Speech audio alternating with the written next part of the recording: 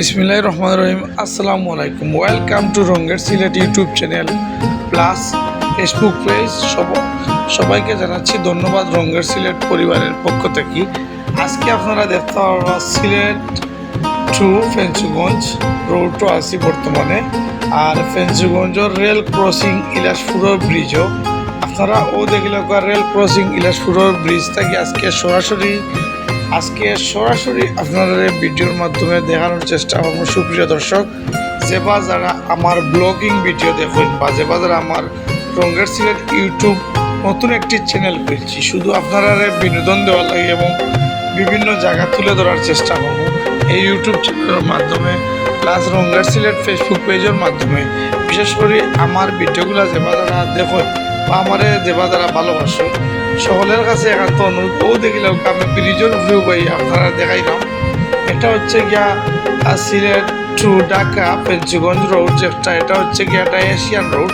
এই রোডে অনবরত গাড়ি চলে, আর খুব সুন্দর এই ব্রিজ পরে গিয়ে আপনারা পাইবা যে শেরপুরের যে ব্রিজ, এই কিতা ফেঞ্চুগঞ্জের ব্রিজ দেখিলেও আপনারা রেল লাইন গেছে ইবাদি, আর ওবাদে সিলেটে আবার যে রাস্তা।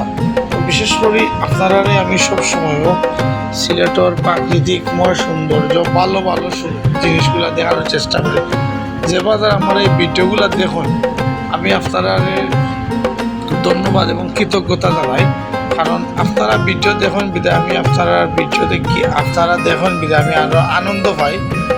আমি আপনারা লাগি সবসময় সুন্দর সুন্দর দর্শনীয় স্থান, যে জায়গায় গেলে আপনারা আনন্দ উপভোগ করতে পারবো, আমি ওই জায়গার ভিডিওগুলো আপনারা আগামী দিনে দেওয়ার চেষ্টা করবো বা দিমু আগামীতেও।